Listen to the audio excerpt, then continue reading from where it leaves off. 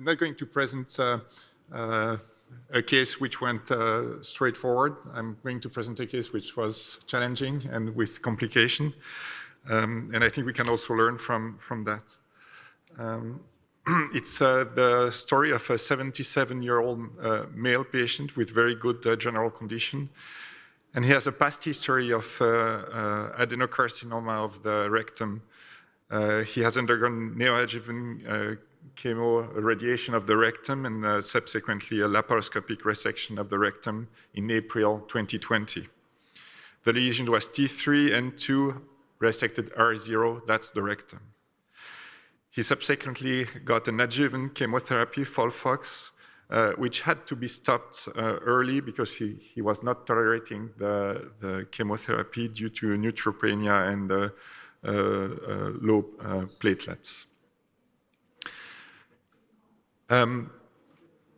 A few months later, and that was done in another hospital, they did a follow-up imaging and discovered, and that was only 3 months later, obviously the mass was probably already there early on, an hypodense, non-enhancing, infiltrating mass of the right liver, which was also infiltrating the right branch of the portal vein. The liver function was normal, and he has no known liver disease, and the CA was 11, AFP was normal, and you can see here the invasion of the right portal vein, with also here some varices on the right side around the right branch of the portal vein. So I guess my first question is, what for you could be the diagnosis there? So a patient with a rectum cancer, with a large mass, hypodense, non-enhancing of the right liver, but with thrombosis of the right branch of the portal vein, which is obviously affecting the enhancement or non-enhancement of the lesion.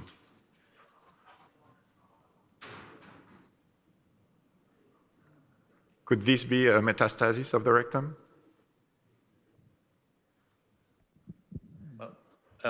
What I say is unusual presentation of common things are more common than rare things. So I don't know what it is. I would need a biopsy. Yes. Could this be an HCC? No, I mean, it's surprising that, I mean, how much time from the surgery? A few months. Yeah, I mean, this was there before. Obviously. Clearly was there before. Obviously. And so we have to start with a clean slate. And from the images I see just from the 2 pictures, biopsy. It could be hepatocellular carcinoma.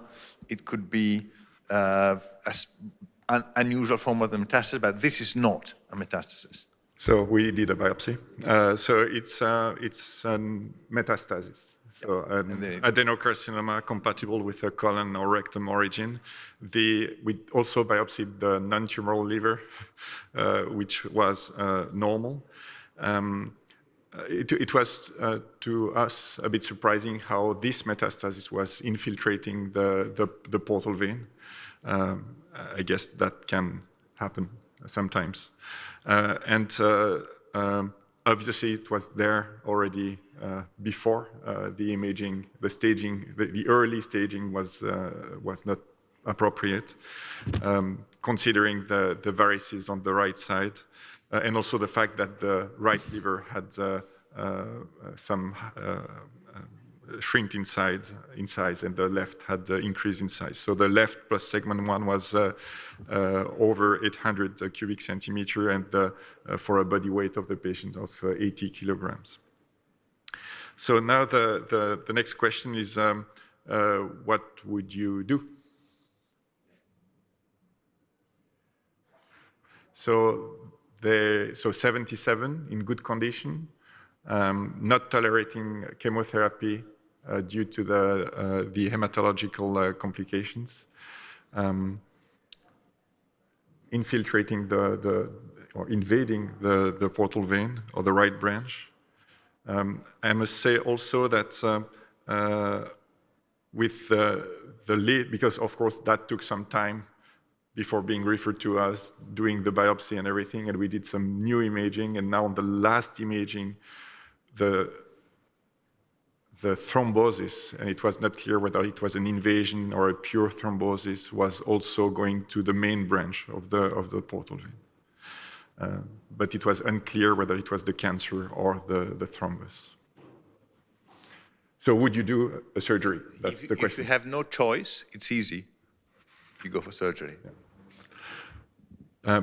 But of course, there has been some debate because it was unclear how far the cancer was going into the portal vein and whether the main branch was also invaded or whether it was because the thrombus was going down to the pancreas.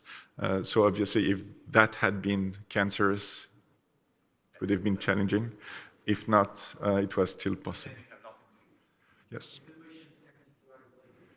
We had anticoagulated the patient, but of course, I mean, all of that is over a very short period of time. So the anticoagulation didn't have time to solve the clot. I mean, if you patent, yes, the left portal branch was patent.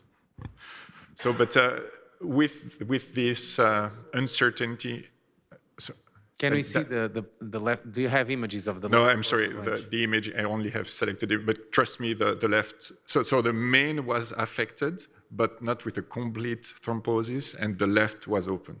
And the RACS was patent or no? The right was completely. The RACS. The RACS was patent, yes. Okay.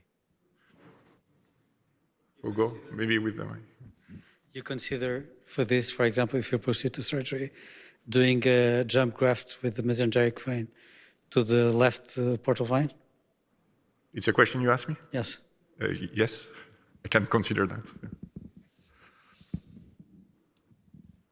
Okay, so it's what we did.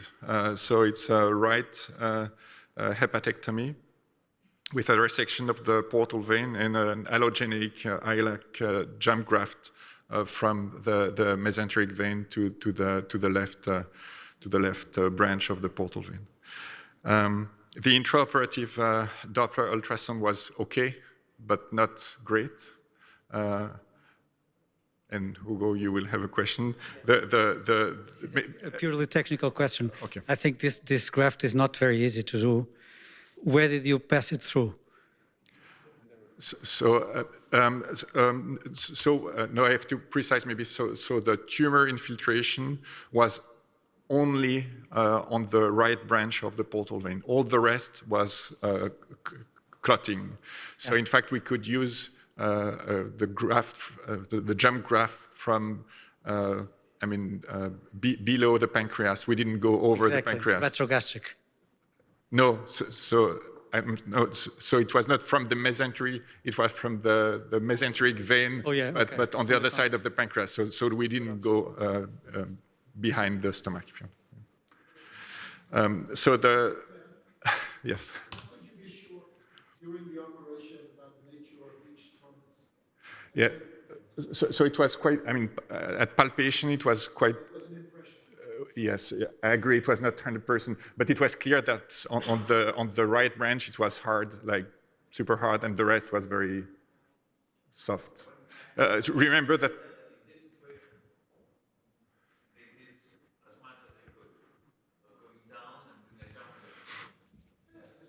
So you used portal vein to left portal vein, main portal vein to left. Yes.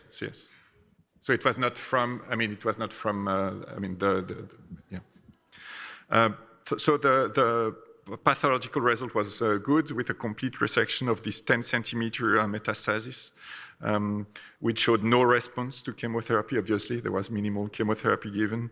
There was a tumoral occlusion of the right branch of the portal vein, but the rest was clots and no tumoral invasion of the main portal vein.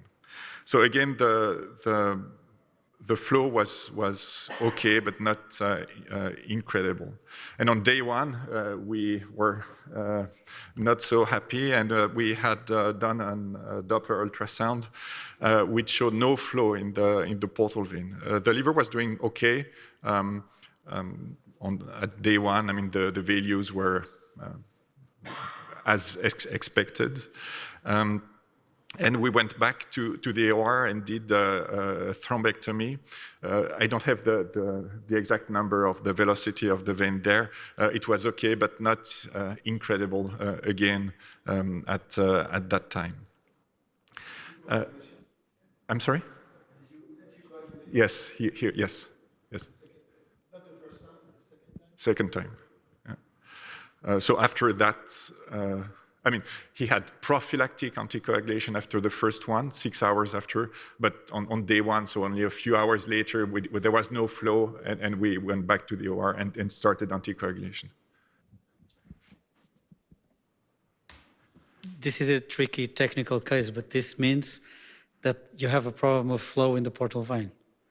Yes. You have a high risk of a new thrombosis. Yes. Especially if you do the same thing. Yes. Because you just decline and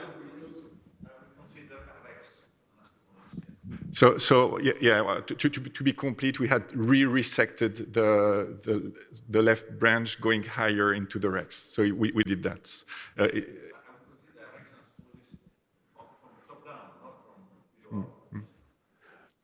Christian, have you done staging of any thrombophilia? Because it is very unusual that a metastasis give a thrombosis of the portal vein, then you make a jump graft and it thromboses again.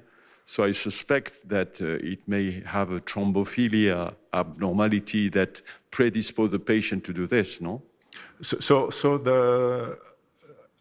early on, it was really an invasion, a tumoral invasion blocking the right branch of the portal vein. But I agree that we could have done that. We haven't at that specific stage.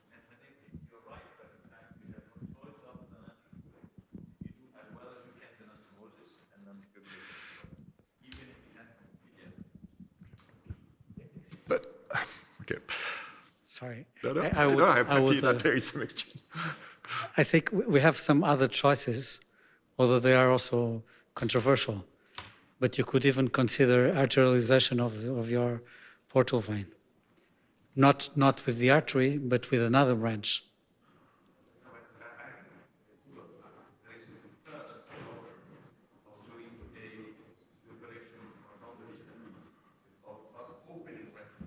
Yes.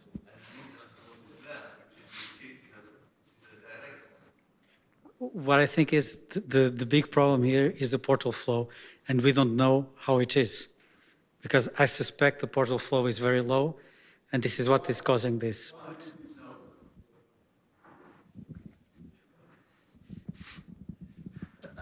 I'm not sure you want to continue maybe, and we discuss at the end. What do you... I'm happy. I mean, No, I see more exchange than expected, so I'm happy. No, one thing is that once this is rare in metastasis, but this is a common thing in perihilar cholangiomas or stuff like that.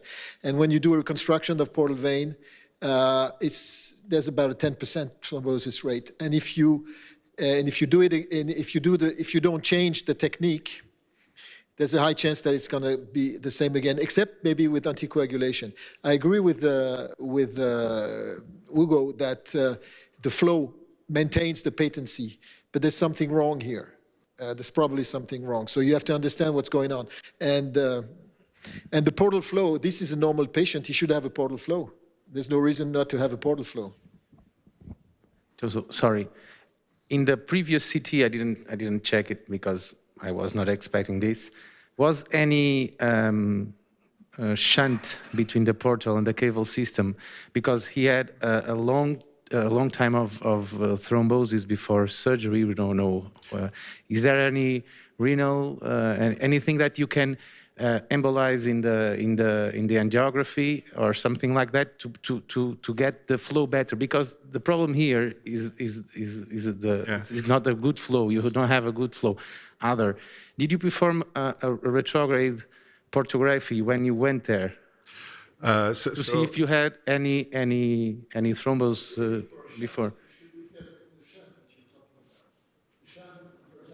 With the mic, maybe. Yes. Yeah.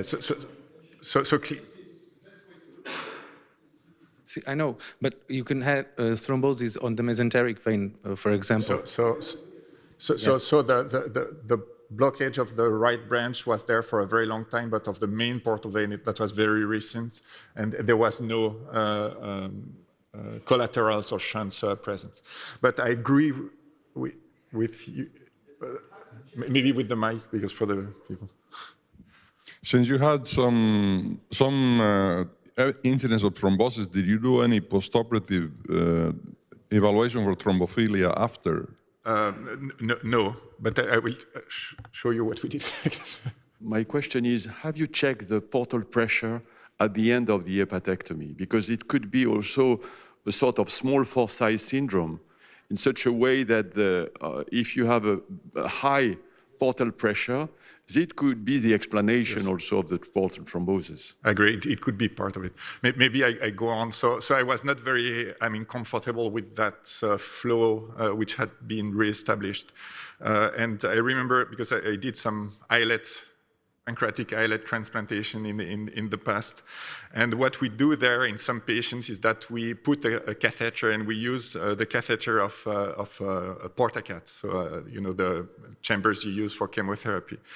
And we put it, that has been described for the injections of the islets, and we left during that second surgery one of these catheter into the umbilical vein in the round ligaments.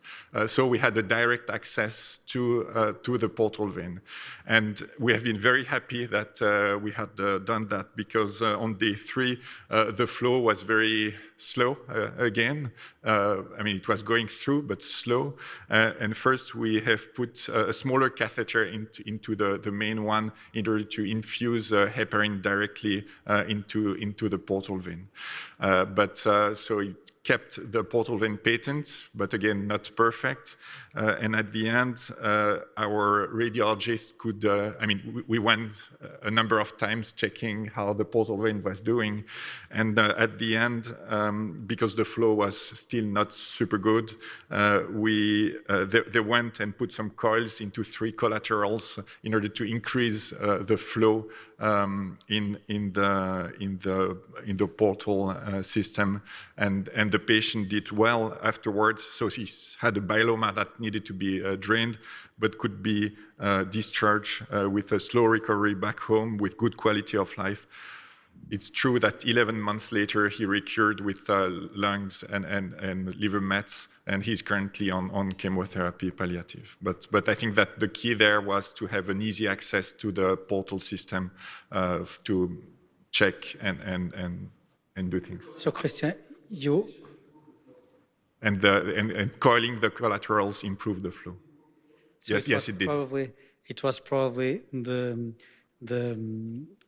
cavernoma that was robbing some flow to the main portal vein eventually.